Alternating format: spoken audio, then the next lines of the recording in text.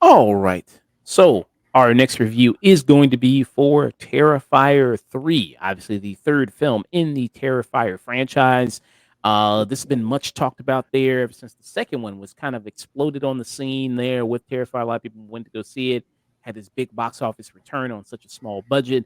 And also the hype around it, people going like, people were passing out, people were throwing up, people had to be carted out of the theater because this was so gory and disgusting and brutal there of Art the Clown Mhm. in these kind of terrifying movies here. And I heard there's even something similar going on with this movie that people like an ambulance is on standby in case people need to, be evacuated from the theater and need Yeah. help. There's all this kind of going on just in case of that. I So think it was the Music Box in Chicago that actually had an ambulance just kind of around. yeah, just in case, the wrong people went to go see it, they started having heart attacks. Yeah. A bit Um, too squeamish. a bit too squeamish here for it. And yeah, I mean, Art the Clown is back again in this, and this time he's out for revenge for because his last was supposed to be his victim in the sequel there, Sienna. She ended up killing him, cutting his head off with a sword there, becoming Xena Warrior Princess Wonder Woman, and cutting him up. Now he's kind of out for revenge on Christmas time here Mhm. that you see there and enacting his revenge. And then this time he has a sidekick with him, a different sidekick, which was the victim from the very first movie that you had, that Victoria, who's with him Yeah. now. And you see the different events kind of going on with Sienna. Her younger brother, Jonathan, he's away at college now. And then you also see that, she's trying to recover from the events of the last movie. She went to therapy. But obviously, I mean, what therapy can help what the fuck you saw with Art the Clown? I mean, you probably need to be stayed in therapy for your entire life to deal with that. And she's still having flashbacks there of the victims of the last movie. So she's going through a lot right now and very traumatized. Um, so that's what you got here in this third movie as kind of the setup with this. Um, I'll pass it to you, Mike. What are your thoughts? You're a Terrifier expert there. Yeah. What do you think Uh, about this film? I had a tremendous amount of fun with this film. It's probably the meanest of the three, but like it still like very much ups the ante in a good way. It's not like overly dreary. I will say probably uh I would say the first third is a bit slow, especially for a Terrifier film, because Art has to like recover essentially. And this is an incredibly fun with like great performances by David Howard Thornton, of course. A lot of like other actors are standing up. Doing Sienna, I think she just got better and better. Uh, we see Art in different environments. We see this is just like if you like the second one, you're gonna really like this one.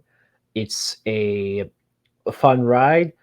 I will say though, there is kind of a lot of lore from like the first two movies and even some of the shorts that might confuse some people if this is your first Terrifier movie. But overall, I think this is just like Damien Leone is just like improving with each like installment he's working on, and I think this. I did not expect David Howard Thornton's performance to get better, but man, he just like ups the ante with each movie with what he can do with Art, and like this might be his best performance yet. Uh, so yeah, like it does have some like I will say there are some kinks and like probably some characters who are like side characters who are a bit too flat, and like there's definitely some kills that are like trying a bit too hard at times to like top the shock from the first movie. But overall, really solid entry, and I highly recommend seeing it, especially with like maybe the only really new horror icon in like the last 20 years, like akin to Freddy Krueger or Jason or Pinhead or all those people, who's like entirely original. And that alone, I think, is worth the watch. Yeah. And a lot of people are watching it. Has a budget of 2 million, and got a box office of 18.3 million there. Mhm. So you said this is a lot meaner than the I other think one. it's the meanest. Mm, okay. Because some people were talking about that. Some people were talking about whether or not this movie kind of is the most horrifying of the three, if you had to mm, say that. I don't know. I think it's about kind of on par with the first two. I think I mean, the kills here. Um, to me, the kill in the second one where he saws the person in the hat. Like that was that was the pretty. first one. That was That the was yeah. yeah. It's kind of hard to top that when that's your first full feature movie. Yeah, that one was pretty hard. That one was pretty hard to watch there. And it's funny with these kind of Terrifier movies. Is it your cup of tea? You know what I mean? A lot Mhm, of people don't like kind of the gore and ultra violent stuff, and I'm not really too keen on that either myself. It just depends on, I guess, how you do it. And you do have the performance of David Howard Thornton there with Art the Clown, who does have a lot of inspiration when it comes with the character of like just like he doesn't speak at all, but just his body movements, his facial mhm, expressions, all really works and really creating this character there, mhm, which I think works really well. So that really kind of sells. And I think with the Terrifier movies, it kind of comes to a point where it's kind of so violent that it's kind of disgusting, but then it kind of makes another turn again of like yeah. just being so goofy of like kind of what's Mhm. happening.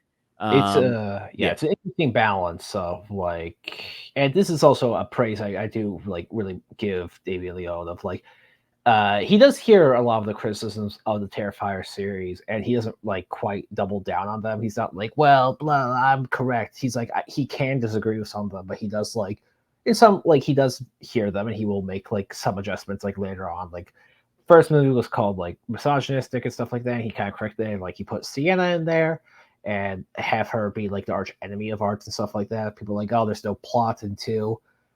Uh, which is it's kind of true, but like also at the same time, I've watched like a lot of horror 80s movies as well, which takes inspiration from this. Half of them did have a plot, other half did not.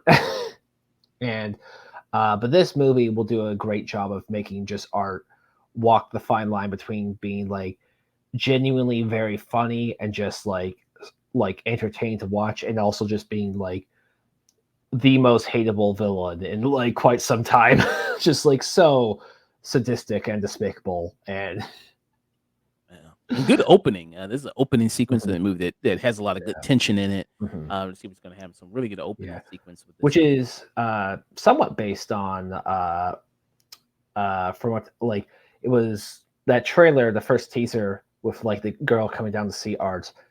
That's not in the movie. There's a different version of that here.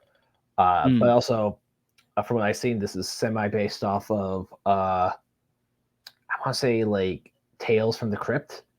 There's an episode of that, okay. and yeah, there's definitely some imagery from other horror movies, such as like Black Christmas, which is kind of an unavoidable. Same with The Shining, just because Art has an axe and he's in the house, so there's definitely going to be some Shining parallels with like some of the movements.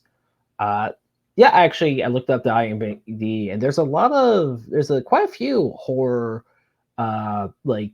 character actors and icons in this. There's Daniel Roebuck, who's Santa. There's Clint Howard, who have you seen the Ice Cream Man? No, I have not. No. Well, he's the signature Ice Cream Man. He's kind of known for the meme, but it's like that voice. I remember, like, I was like, why does this guy sound so familiar? It was the Ice Cream Man from a pretty famous B movie. There's Tom Savini, who's a prosthetic makeup guy, and he was also an actor. He was in stuff like Creep Show and From Dusk Till Dawn. Yeah. Uh, and yeah, he's I don't think he gets killed. I think he's just a side character. Like during like you see him on the news, but yeah, so definitely some like fun horror icons sprinkled throughout with, but not to the point where it gets like overly distracting. Uh, but yeah, especially because a lot of them are more like not like deep cuts, but more like horror. Like it's not like you get Robert England in this, because even people who haven't seen Nightmare on Elm Street know who Robert England is, or uh, so yeah, it doesn't quite go like the Wishmaster route, but yeah, definitely like a lot of very fun cameos throughout this, especially seeing Art's like we don't really get typical like art comedic like hijinks throughout this movie until like maybe the halfway point where Art's at the bar and we see Art interact with three other bar patrons including Santa, which is online. And it's funny watching that video because like I think the thing that kind of like makes Art like so like out there is that like when he's not being sadistic or doing horrific murders. He's kind of adorable at times. Okay. uh, and it's just like, oh yeah, this guy could just like switch on a dime. It's just a very incredible performance, especially because David Howard Thornton, one of the people he understudied, was the actor who played Robbie Rotten. And Terrifier 2 is actually like there's a nice in memoriam of that actor. So he does that line of like being kind of goofy, but also still very like threatening. Like he can switch up the physicality like super quick. Mm. And yeah, I mean, he's really one of the big selling points of this series. Like you said, I mean, Art the Clown is kind of this new horror icon there. Like I said, we haven't had one since I don't know, maybe Chucky. Jigsaw. Oh yeah, Jigsaw, Yeah. Ghostface. You know what I mean? You got Yeah. Well, that. Ghostface is interesting because Ghostface is like in universe a symbol as well. Like anyone can pawn the Ghostface. Yeah. So, yeah, I guess probably the latest one would be Meg probably ish, maybe, Megan. Maybe she's. or I like wouldn't. one of those doll things, like the Annabelles. Yeah, some from the Conjuring movie, like what was Insidious, Darth Maul, or some shit like that. You got that. So yeah, I mean, he's probably kind of up there with kind of one of the newer horror icons. There, he Mhm. was even a skin in Call of Duty. He got put as a skin Yeah, there. that's pretty cool. Yeah. And the success of these movies, they keep growing with each sequel there. The director has already confirmed that there is going to be a fourth one coming, so Yeah. that is going to happen. With that, what do you think about the other kind of people here, like Victoria, who's kind of the evil sidekick here, Sienna? What do you think about them? Kind of in between, because like for one, I do get why you would have someone like Victoria slash the sinister entity in this, mainly because one, I do think it's an improvement on the pale girl because like the little girl's just like this isn't like this isn't a child actor at all, but because she is a child and the fact she doesn't talk, there's only so much you can do with her. She can talk, she can have motive, she can like physically perform as well, and she does some pretty good perform with like how much makeup she has on. I'm not sure if this is still the case in this movie, but I remember in Terrifier 2 when she did reprise her role, I think she was like totally blind because of how much makeup she had on, like she couldn't see. uh, so yeah, it'd be praise to her if she's able to go about this movie completely like not being able to see, but she gets a lot more to do. uh I think her acting and her character at times kind of comes off a bit more uh almost like generic possession at some points, but she does get her she doesn't completely steal the show at all, but is a good performance. And she does get more she does get like to collide with Sienna. She does get her handful of kills. Mm. Like yeah, I do remember there was an issue in some people had with the first two because Art doesn't talk, obviously, so you're not going to get a ton of his motive, which is both a benefit but also kind of a crutch because people are like, well, why did that happen? Like, it's like the little girl isn't really able to explain that she resurrected Art to fight Sienna or anything like that. It's just like, yeah, Art's back. Mm. Yeah. And then, do you think that people would be like, even if they have seen the other movies, a little confused about the lore there, or if this is their first Terrifier movie? I think maybe a few might be a bit confused about the lore because even like I was kind of shocked of like, oh, we're going full into hell at this point because in All Hallows Eve and the Ninth Circle, Art is basically like a servant of Satan, and there's like a hell in this universe.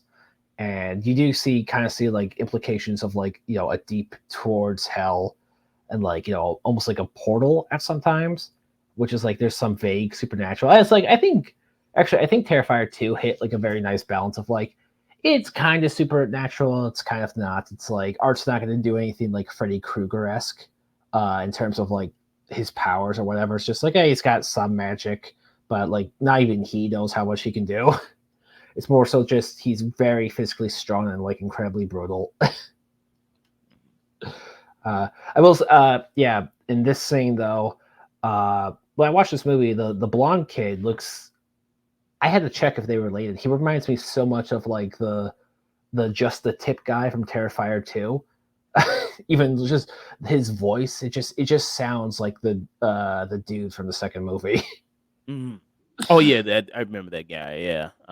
Yeah, something I mean, happens, yeah, really bad Yeah, him in that one. like yeah. Uh, but yeah, oh well, yeah. Also, just the intro scene alone just like shows just he's not really funny in the intro like that much, but it the way he appears and just like the physicality and just the immediate like off vibe you get from Art when he just like fully stands up and you see his size, you see the boots, you see like just the way he like grips his hand and like just goes from like room to room, just ruins a family essentially. The only like laugh you really get is when Art's eating Christmas cookies. Yeah.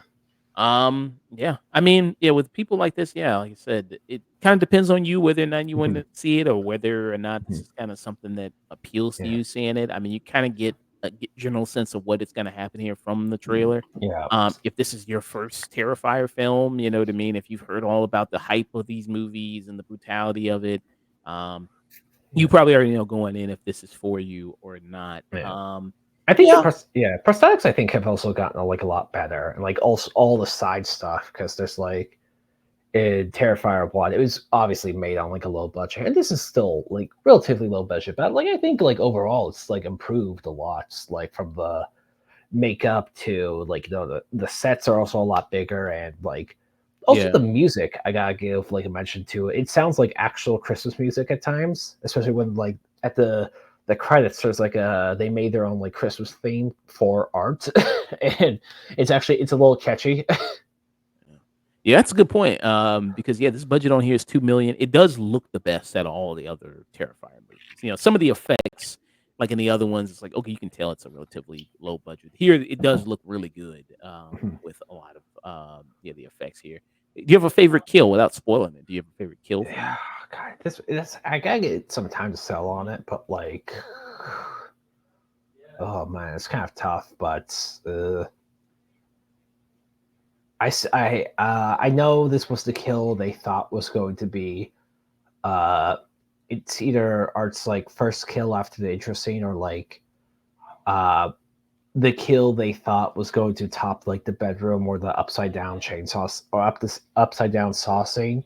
I don't think it quite tops that. You can kind of tell which scene I'm talking about, but still, that scene was like a lot of fun. Uh, Also, I think this movie's the grossest of all of them. Why do you say it's the grossest one? There's just like it might just be personal, like almost like triggers at this point, but it's like I can't do anything with veins or like uh without like the art will do stuff with bodies, which I think is another reason why he sticks out a lot more than like your kind of current slasher villains, because like it's the further area of humiliation he puts you through, like even after death. Like he'll decorate your body essentially. Uh but yeah, there's actually some funny callbacks in this. In just without spoiling what happens later on, but when Art's giving out gifts basically, and one of the Mm, gifts he gives out, the first ones I took notice was a toy like stuffed possum, mm. and because in Terrifier 2 he like throws a dead possum at that kid, but it's like I'm not sure if that was an intentional callback, but I'm pretty sure it was. Mm. Like I said, there's a lot of I mean, did you like the Christmas Yeah, setting? yeah, it's a Okay. great juxtaposition. I love seeing Art in different outfits. But actually, a lot of color in this movie, which you kind of, I think, a lot of horror movies kind of overlook. The red of like the Santa suits, especially like, or even just like kind of like the green decorations around, really makes Art like stick out, and Art feels a lot more colorful in this. Because I mean, it's kind of the point, but Art is based off of mime, so he's very like black and white, like outfit wise. So he's not the most like uh like unique killer clown at like design wise, but then it's just because so much of it is carried by like David Horton's appearance. But like in this, seeing him in the Santa suit and all that, it's like wow, this is like he's having a lot of fun.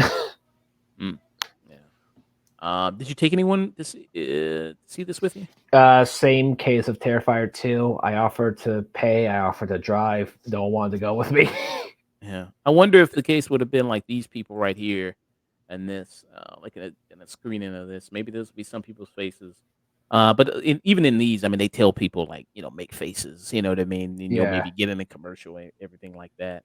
So they, There were some like moments though that I do know there were people like Society B who were just like ugh. mm, a lot of covering the faces, a lot of that kind of going on. Yeah, so ugh. Like yeah, or like the squinch you can't like quite look away. Uh yeah, without spoiling it, but Art does also you there's some like very funny slapstick in this as well. But it's more like brutal slapstick. Mm. Oh yeah, yeah, he does. People compare it to like the Three Stooges A there, bit. kind of like the Three Stooges. I would say my favorite kill, without spoiling anything, maybe the Santa one, or um, Santa one was really good, and the chainsaw scene was good too. I like that Chainsaw chainsaw. was big, yeah. That was kind of a good one too. That one. The bar yeah, the bar scene had me laughing the whole time. Something that was really disturbing is what Victoria does with a piece of glass. Like that really Mm. that shit was that shit was kind of disgusting. You'll see in the movie there. What will be your final thoughts and rating for Terrifier Yeah. 3 there? Terrifier 3 is like a incredibly fun movie if you know what you're in for a good like slash and hack fest. It does get more to the story so far, and you do see more of Sienna's like new home life and how she's readjusting, which I think is very appreciated. She's not just right back into action, but overall, while there are some slow parts, I'd say this movie is an incredibly fun like moment to watch. If like you're not squeamish at all, or you don't mind like some slower scenes for this kind of movie, this movie is up your alley. If you appreciate more cerebral, slower, thematic horror. This movie has moments of that, mainly at the start with Art's like the build up for his first kill, but you don't get that throughout the whole thing. Like if you're in for something more dialogue heavy or like potentially more nuanced side characters, that might not be this, but it does not. I will not say it's quite that level of torture porn. I'd say it's more almost uh like torture bomb like tomfoolery with Art, but still yeah, I gave it like a pretty high tune in. Okay. Yeah, like I said, I mean, if this is your thing, you should know it kind of coming into it if this is what you're up for the experience there. Some people are saying this is the most hardcore one out of the three. I'd say 2 is maybe more hardcore than this one. I mean, like, the bedroom scene was really hard. That was a really tough scene, the bedroom Yeah, scene. And like I said, the first one with the saw scene, like, that one was really hardcore. There's some good ones here too, but I don't think it's as bad as any of the other ones in the other 2 movies. that's a hard thing to top as well, without Uh, going into more like exploitive territory. This movie, like it does like dive into like exploitation, like certainly, but it's like I don't think this is a movie that just wants to like from what I've seen, like purposefully like overly offend people or anything like that. mhm. Like being a dick for dick's sake. Like it's like Art's not like you're not gonna get like any like anything like the Saw scene from the first movie just because of how criticized that was, which I think is fair. I think you can do stuff like that, but it's like like if that's not your goal as an artist, then yes, it's like steering away from that's fine. Mm, yeah. So, I mean, really, I mean, again, great performance by David Howard Thornton. What he does with Art the Clown and kind of bringing him to life is amazing. Good kind of cast here. You have Sienna, who Yeah. feels like she's better here than I think in the second film. I She's think the feels like she's cast more, overall is a lot better than yeah, the first two. yeah. I guess you can hire a little bit more professional people. You got a little bit more money. Mhm. Can get a little bit better there, which I mentioned before. Yeah, the budget on here is higher than the other 2 films. Yeah. Is this longer than the other 2 films? I think I it's think this might be shorter than two. Shorter than 2? Okay.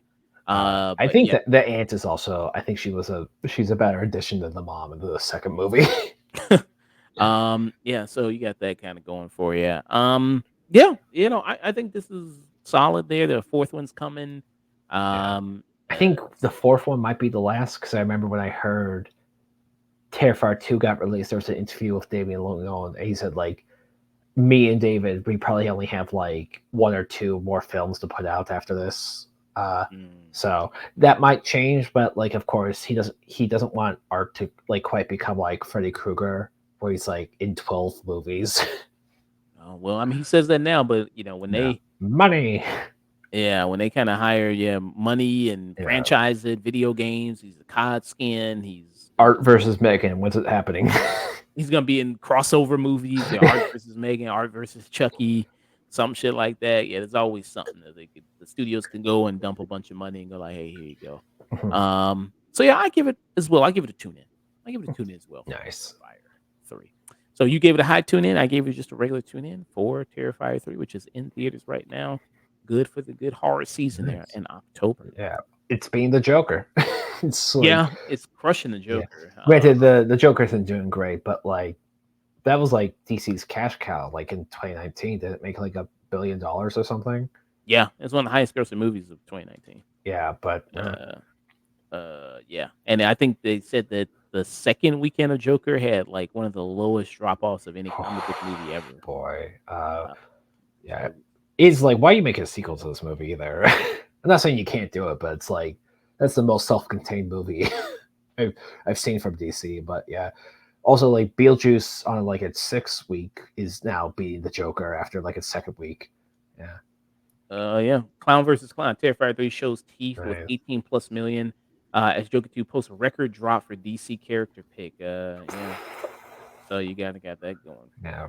Yeah. Yeah, I guess. Funny, like, yeah, we're going back to more like clowns, which is, who knew? Maybe that's the way to like make your clown villain like pretty funny, and then maybe people will gravitate towards that. Yeah, somebody's listening, trying to make a John Wayne Gacy Netflix show right now. Oh god, yeah. Well, fuck, I remember Brian Murphy, he talked about he wanted this to be like a Cimac universe, like the whole monster thing, because now there's like what, the Ramirez brothers and Melendez. Yeah. Melinda's, but okay, yeah, he said something fucking crazy that was just like, they should be sending me flowers because now everyone knows who they are because of me. Yeah, they're relevant again because of me. They haven't been relevant in like 20 years or something. I mean, I guess, man. Like, He's fucking crazy, man. yeah, Yeah. So